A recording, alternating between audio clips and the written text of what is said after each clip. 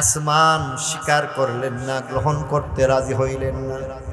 জমিন রাজি হইল না, পাহাড় পর্বত কেউ যখন রাজি হইল না, কেউ যখন এত ভারী ওহীর দৌলত গ্রহণ করতে যখন ব্যর্থ হয়ে যায়, মহান আল্লাহ রাব্বুল আলামিন এমন কোরআনের বুঝাকে গ্রহণ করার মতো যোগ্যতা এই একটা বার, দুইটা বার, তিনবার অথবা চারবার বক্ষ বিদীর্ণের মতো ঘটনা ঘটাইয়া আমার নবীর সিনাকে এমন উপযুক্ত বানাইলেন, যেখানের মধ্যে ছোট্ট একটা আয়াত আসমান গ্রহণ করতে পারে না, জমিন গ্রহণ করতে পারে না, পাহাড় পর্বত গ্রহণ করতে পারে না, সেখানের মধ্যে আমার আল্লাহ কোরআনের দৌলত 30 পারা কোরআন নবীজির সিনায় আমানত দিলে। ফলশ্রুতিতে আমার নবী হয়ে গেলেন কোরআনওয়ালা। কোরআনওয়ালা হওয়ার কারণে নবীজির দাম বাড়ে। একজন হইলেন তৌরাত কিতাবের মালিক। তৌরাত কিতাবের মালিক হয়েছেন মুসা আলা নবিয়িনা ওয়া আলাইহিস সালাতু ওয়াস সালাম। জবুরের মালিক হযরত দাউদ আলাইহিস সালাম। ইনজিল কিতাবের মালিক হইলেন ঈসা নবী, ঈসা আলাইহিস সালাম। কোরআনের আগে যেই সকল আসমানি কিতাব নাযিল হইল, এক একটা কিতাবের কোন একটা আয়াতের মর্যাদা যদি মিজানের পাল্লার মধ্যে রাখা হয়, 7 আসমান 7 জমিনকে আরেক পাল্লায় রাখলে তৌরাতের একটা আয়াতের মর্যাদা, অথবা জবুরের একটা আয়াতের মর্যাদা, অথবা ইনজিলের একটা আয়াতের মর্যাদা এত বেশি, কোন একটা আয়াত অপর পাল্লায় রাখলে সেই আয়াতের পাল্লাটা ভারী হয়ে যায়। তাহলে তৌরাতের একটা আয়াতের দাম 7 আসমানের উপরে, 7 জমিনের চাইতে দামি জবুরের একখান আয়াত।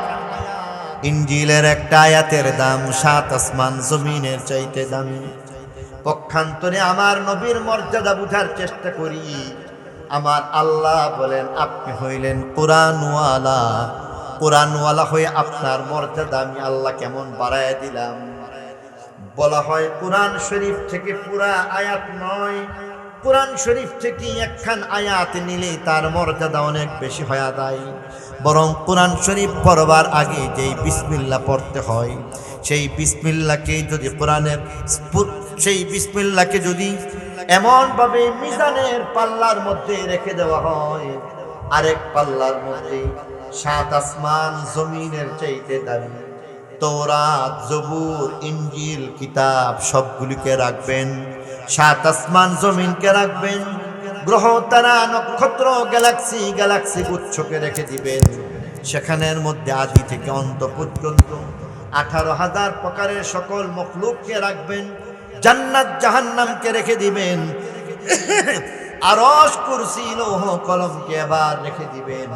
সবকিছুকে রেখে দেওয়ার পরে আরেক পাল্লার মধ্যে কোরআন শরীফ থেকে একখান আয়াত নয়, মাত্র বিসমিল্লাহকে যদি রেখে দেওয়া হয়, এই বিসমিল্লাহর পাল্লাটা সবকিছুর চাইতে ভারী হয়ে যায়। अब तू रहे बसता दम आखिर, अब तू रहे बसता दम आखिर, विर्द जुबा आई मेरे इला ला इलाहा इल्लल्लाह, ला इलाहा इल्लल्लाह, ला इलाहा इल्लल्लाह, ला इलाहा इल्लल्लाह मुहम्मदुर रसूलुल्लाह। सब खुशियों को आग लगा दो, सब खुशियों को आग लगा दो, गम से तेरे दिल शाद रहे, तुझ पर सब घर बार लुटा दो, खानाए दिल आबाद रहे। अब तू रहे बस्ता दम आखिर, विर्द जुबा आई मेरे इला, ला इलाहा इल्ला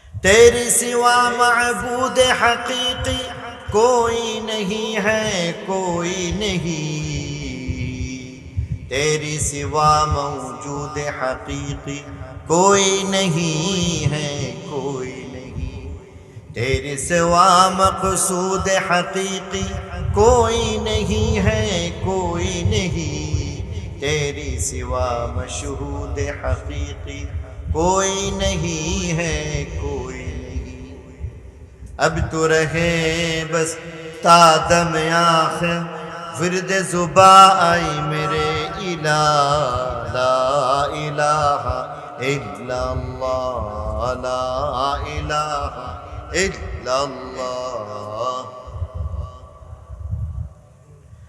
ला इलाहा इल्लल्लाह मुहम्मदुर রাসূলুল্লাহ সাল্লাল্লাহু আলাইহি ওয়াসাল্লাম।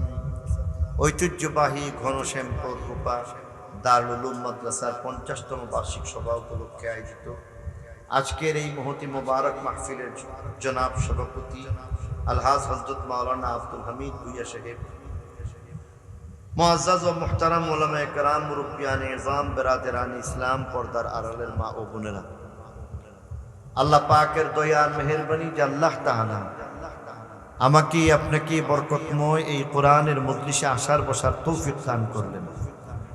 আল্লাহর শুকরিয়া হিসাবে দিল থেকে সবাই বলি আলহামদুলিল্লাহ।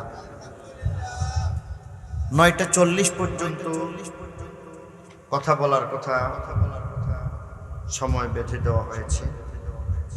নির্দিষ্ট সময়ের মধ্যে আমার আলোচনা শেষ করা দরকার, কেননা আজকের এই মাহফিল, বিশেষত আজকের এই মাহফিলের যিনি প্রধান মেহমান, সারা বাংলাদেশের সম্মানিত গণ্য মান্য ব্যক্তিত্ব, উলামায়ে কেরামের সেরে তাজ হযরত শেখে বরুনা দামাত বারাকাতুহুম তিনি উপস্থিত হবেন। তার আগে বরুণার হুজুরেরই খলিফা হযরত মাওলানা আব্দুল মতিন সাহেব দামাত বারাকাতুহুম তিনি উপস্থিত আছেন। এই কারণেই আমি আমার তেলাওয়াতকৃত আয়াত এবং হাদিস নিয়ে কথা বলতে চাই। তেলাওয়াতকৃত আয়াতের মধ্যে আল্লাহ রাব্বুল আলামিন যেই আলোচনা করেছেন তার সার মর্ম হচ্ছে নবীজির শান মান মর্যাদা। নবীজির শান মান মর্যাদা মানুষের পক্ষে এক ধরনের হয়ে যায়, কোরআন হাদিসের মাধ্যমে বললে তার বরকত লাভ করা যায়।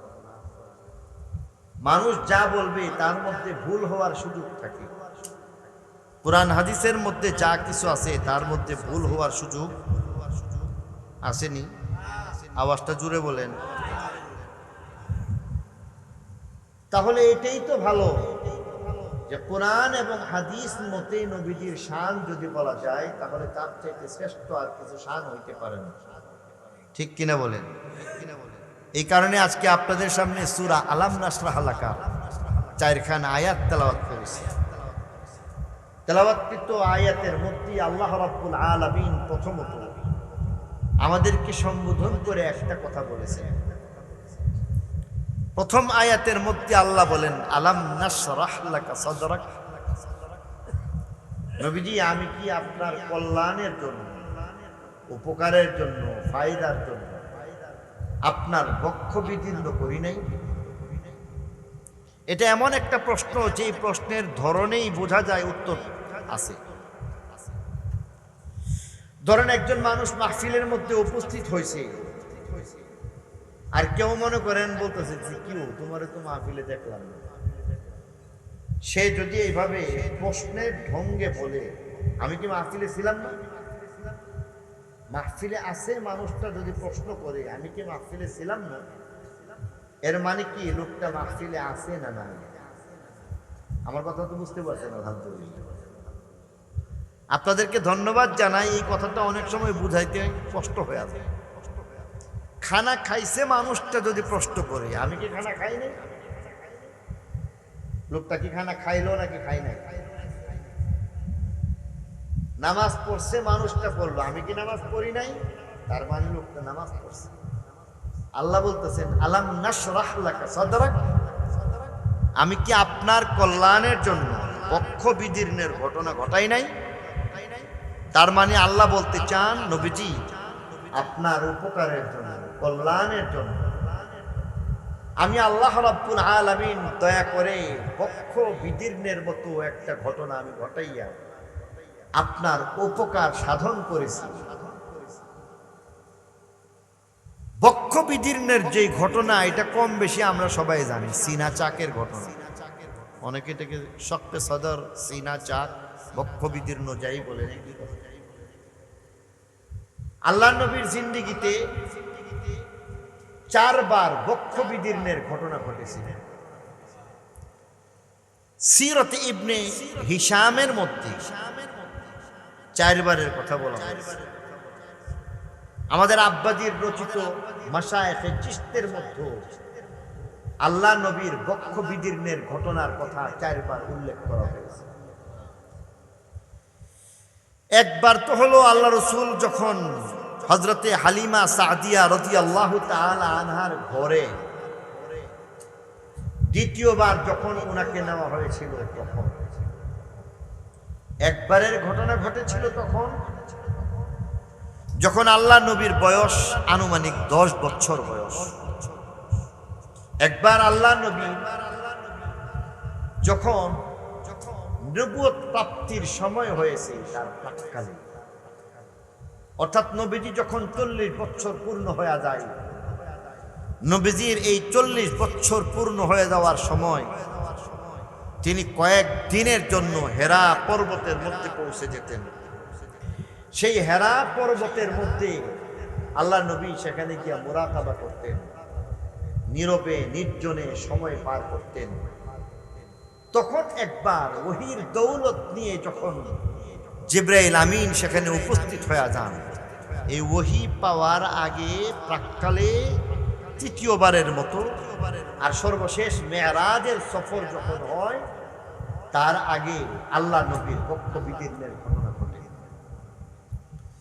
যদিও আল্লাহ নবীর বক্ষ বিদীর্ণের ঘটনা 4 বার হয়েছে, তথাপি আল্লাহ রাব্বুল আলামিন এখানের মধ্যে বিশেষভাবে, এমনকি কোরআনের মধ্যে, হাদিসের মধ্যে, অথবা আমাদের সমাজের মধ্যে বলেন, যাই বলেন, বক্ষ বিদীর্ণের সব কয়টা উদ্দেশ্য হয় না, বরং বিশেষভাবে আল্লাহ নবী ছোটবেলায় যে বক্ষ বিদীর্ণ হয়েছিল এটাই উদ্দেশ্য হয়ে থাকে।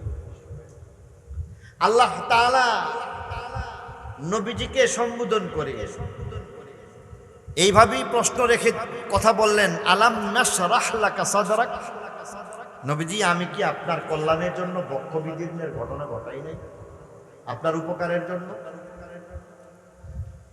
প্রশ্ন হচ্ছে, বুক কাটা ছেঁড়া করা হবে, কেটে ফেলা হবে, আবার সেখানের মধ্যে উপকার, এটা তখন মানুষ বুঝতো না।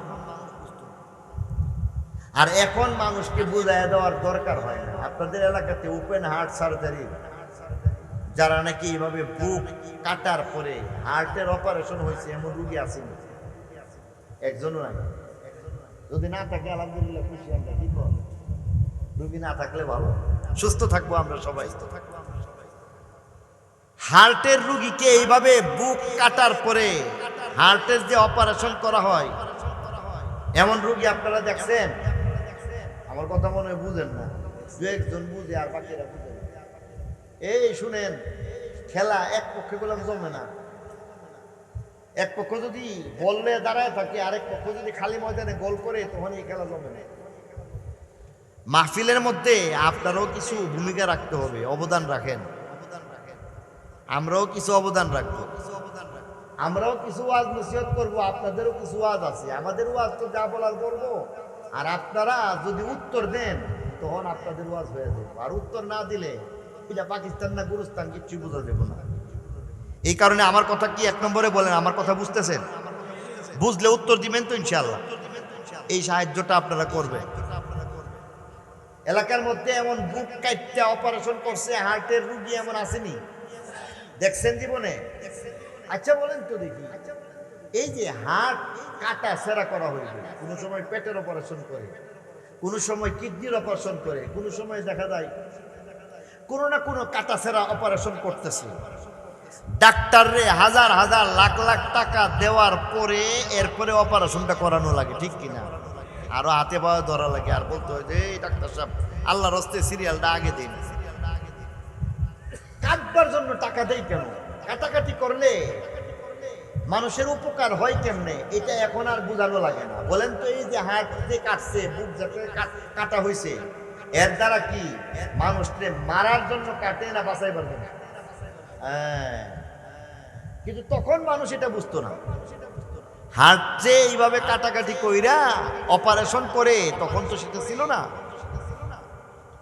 এই কারণে আল্লাহ মাহবুব নবীকে ডাক দিয়া বলতেছেন, আলাম নাশরাহ লাকা সাদরাক, নবীজি আমি কি আপনার কল্যাণের জন্য, আপনার উপকারের জন্য আমি এইভাবে অপারেশন করছি না?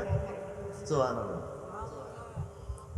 প্রশ্ন হচ্ছে তাদের জন্য উপকার, কল্যাণ, নবীর জন্য ফায়দাটার ব্যবস্থাটা কি ছিল?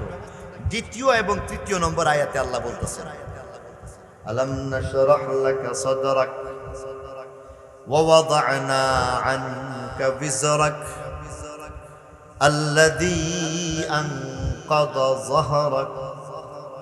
আল্লাহ বলেন, নবী আমি কি আপনার কল্যাণের জন্য ওপেন হার্ট সার্জারির মতো, অপারেশনের মতো, শক্তি সদরের মতো ঘটনা ঘটাই নাই কি? অবশ্যই আপনার উপকারের জন্য আমি আল্লাহ এমনটা করলাম। চারবার শক্তি সদরের মতো এমন একটা উপকারের কাজ আমি আল্লাহ করে দিলাম। বলি সুবহানাল্লাহ। প্রশ্ন হচ্ছে, কাটা সেরার মধ্যে কোন ধরনের উপকারিতা রয়েছে? দুনিয়ার উপকার নাকি কবর হাসর আখিরাতের উপকার? উপকারটা কেমন? দ্বিতীয় নম্বর আয়াতের মধ্যে আমার আল্লাহ বলেন, ওয়াদা'না আনকা বিজরাক আল্লাযী আনকাযা যাহরাক। উপকার হইল আপনার উপর থেকে একটা বোঝাকে সরায় দেওয়া হইল, যেই বোঝাটা বহন করা আপনার জন্য কষ্টসাধ্য ছিল। আপনার কোমর সোজা রাখার মতো ব্যবস্থাটা কঠিন হয়ে গিয়েছিল, আপনার জন্য অনেক অনেক কষ্টের কারণ ছিল। অতএব আমি আল্লাহ সেই বোঝাটাকে আমি আল্লাহ দয়া করে হালকা বানায় দিলাম। তাহলে অপারেশনের মাধ্যমে লাভ হয়ে গেছে, আর সেই লাভ হইতেছে নবীর উপর থেকে একটা বোঝাকে আমার আল্লাহ সহজ করে দিলেন। নবীর উপর থেকে একটা বোঝাকে আল্লাহ দয়া করে সহনীয় পর্যায়ের মধ্যে নিয়ে দিলেন। বলি সুবহানাল্লাহ। এখন প্রশ্ন হইতেছে, বোঝাটা কি? এটা কি ধানের বোঝা, পাটের বোঝা, মাটির বোঝা? না না, এটা দুনিয়ার কিছু না। সেই বোঝার নাম হইতেছে দৌলতে ওহী, ওহীর বোঝা। সুবহানাল্লাহ। ওহী কেমন? কুরআনের বোঝাটা কেমন?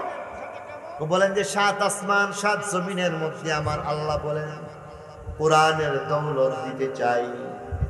আসমান স্বীকার করলেন না, গ্রহণ করতে রাজি হইলেন না, জমিন রাজি হইল না, পাহাড় পর্বত কেউ যখন রাজি হইল না, কেউ যখন এত ভারী ওহীর দৌলত গ্রহণ করতে যখন ব্যর্থ হয়ে যায়, মহান আল্লাহ রাব্বুল আলামিন এমন কুরআনের বোঝাকে গ্রহণ করার মতো যোগ্যতা এই একটা বার, দুইটা বার, 3 বার অথবা 4 বার বক্ষ বিদীর্ণের মতো ঘটনা ঘটাইয়া আমার নবীর সিনাকে এমন উপযুক্ত বানাইলেন, যেখানের মধ্যে ছোট্ট একটা আয়াত আসমান গ্রহণ করতে পারে না, জমিন গ্রহণ করতে পারে না, পাহাড় পর্বত গ্রহণ করতে পারে না, সেখানের মধ্যে আমার আল্লাহ কুরআনের দৌলত 30 পারা কুরআন নবীজির সিনায় আমানত দিলে।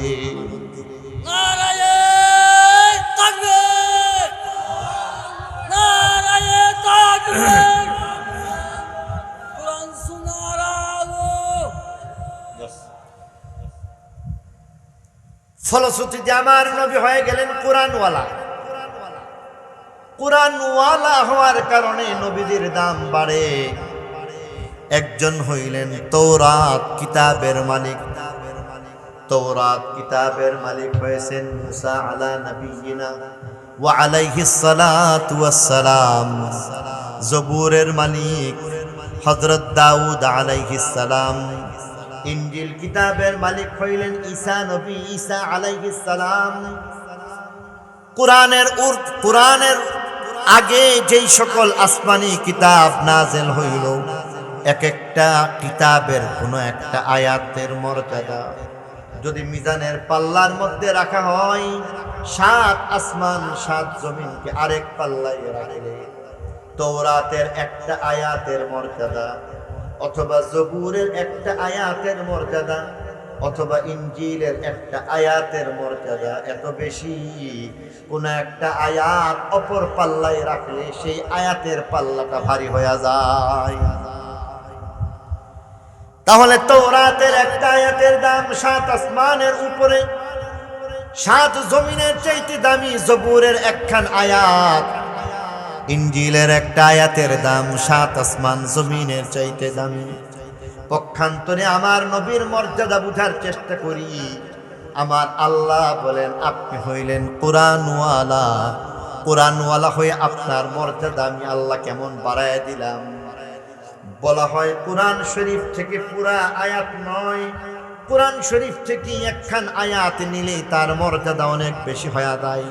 বরং কোরআন শরীফ পড়বার আগে যেই বিসমিল্লাহ পড়তে হয়, সেই বিসমিল্লাহকে যদি সেই বিসমিল্লাহকে যদি এমনভাবে মিজানের পাল্লার মধ্যে রেখে দেওয়া হয়, আরেক পাল্লার মধ্যে 7 আসমান জমিনের চাইতে দামি তৌরাত জবুর ইনজিল কিতাব সবগুলিকে রাখবেন, 7 আসমান জমিনকে রাখবেন, গ্রহ তারা নক্ষত্র গ্যালাক্সি গুচ্ছকে রেখে দিবেন। সেখানের মধ্যে আদি থেকে অন্ত পর্যন্ত 18,000 প্রকারের সকল মখলুককে রাখবেন, জান্নাত জাহান্নামকে রেখে দিবেন, আরশ কুরসি লৌহ কলমকে আবার রেখে দিবেন।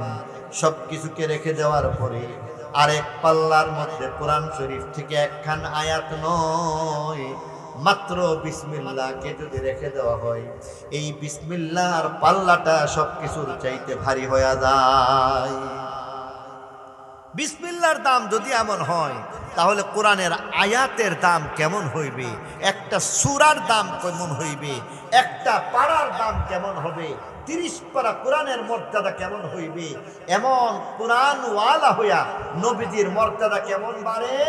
আল্লাহ নবী 4 নম্বর আয়াতের মধ্যে বলতেছেন, যেহেতু আপনি কোরআনওয়ালা হয়ে গেছেন, যেহেতু আপনি কোরআনের মালিক হয়ে গেছেন, আপনার সিনার মধ্যে এই 30 পারা কোরআনকে আমানত রাখা হইল।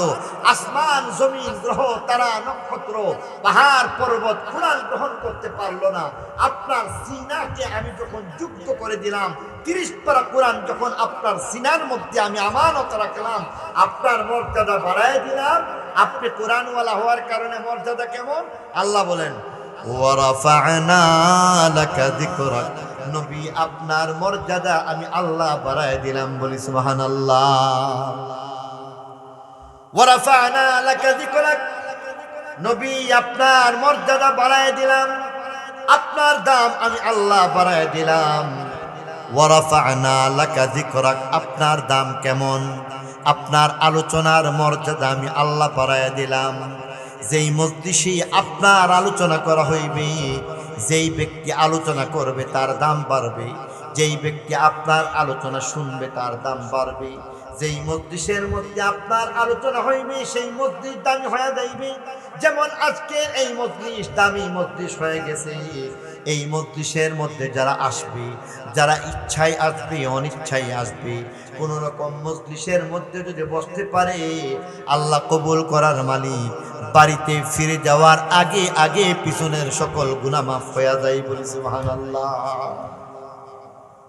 নবীর আলোচনার দাম এত বেশি, নবীর আলোচনা করলে যদি দাম এত বেশি হয়ে যায়, আমার নবীর মর্যাদাটা কেমন হয়ে যাইবে লক্ষ্য করার বিষয়। কোরআনের আয়াতের মধ্যে লক্ষ্য করবেন নবীজির শান বলা যায়। নবীজির শান মান মর্যাদার কথা বলে কোনোদিন শেষ করা যায় না। কোরআনের আয়াতের মধ্যে নবীর শান বলতে গিয়ে আমার আল্লাহ বলেন, নবী আপনার চেহারার বর্ণনা করে কোরআনের আয়াত বানায় দিলাম।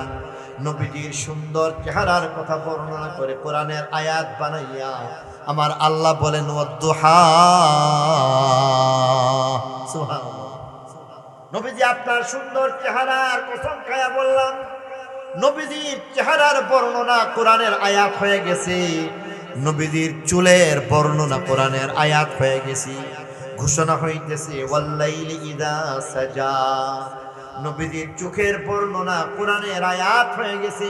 মা যাগাল বাসার। নবীজির কথা কোরআনের আয়াত হয়ে গেছে। মা যাগাল বাসার ওয়া মা ইয়ানতিকু আনিল হাওয়া।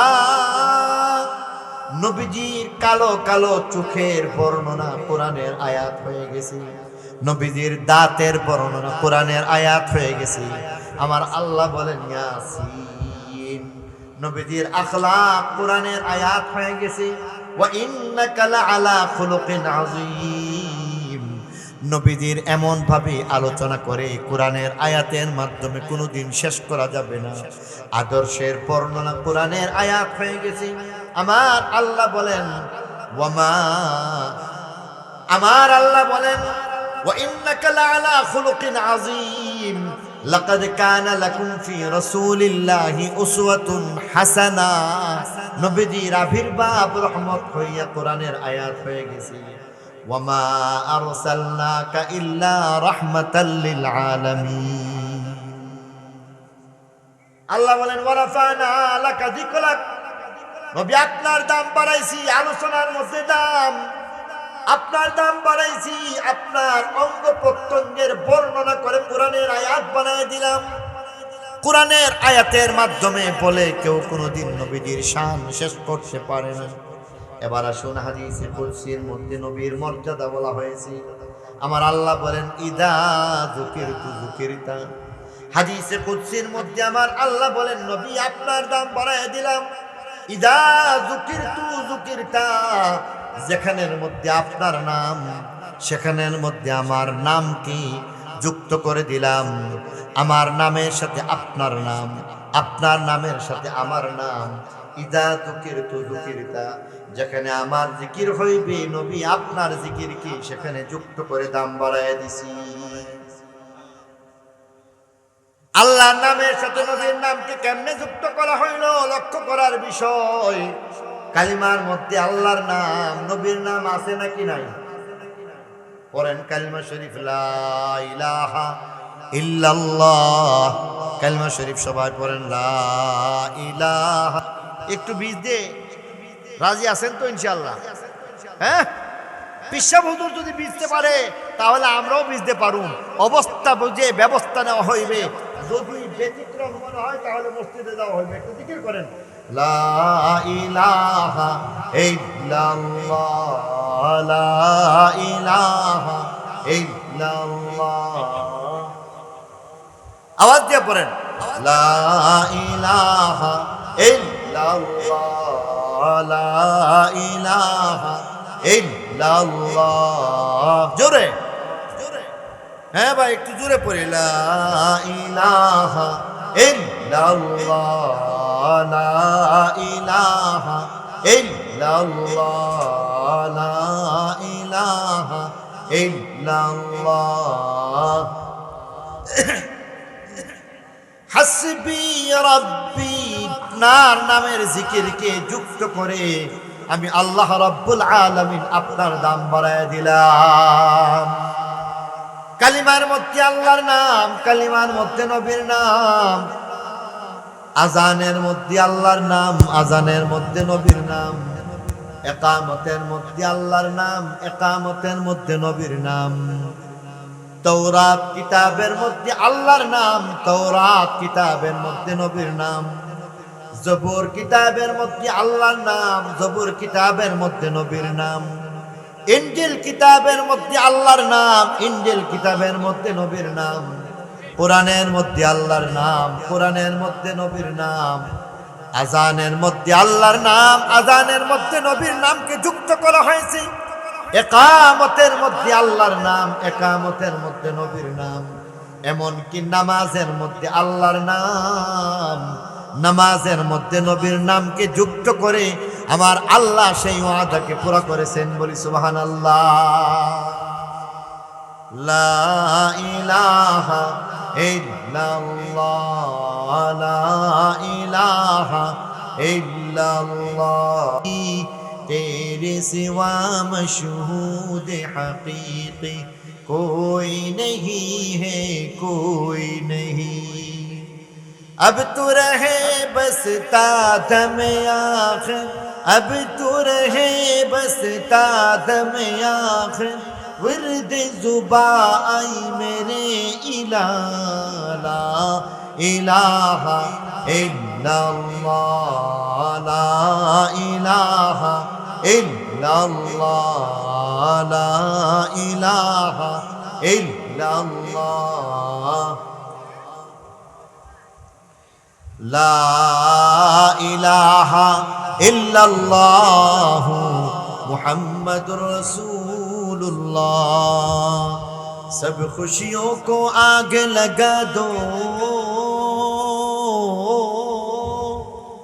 सब खुशियों को आग लगा दो, गम से तेरे दिल शाद रहे, तुझ पर सब घर बार लुटा दो, खानाए दिल आबाद रहे। अब तू रहे बस्ता दम आखिर, विर्द जुबा आई मेरे इला।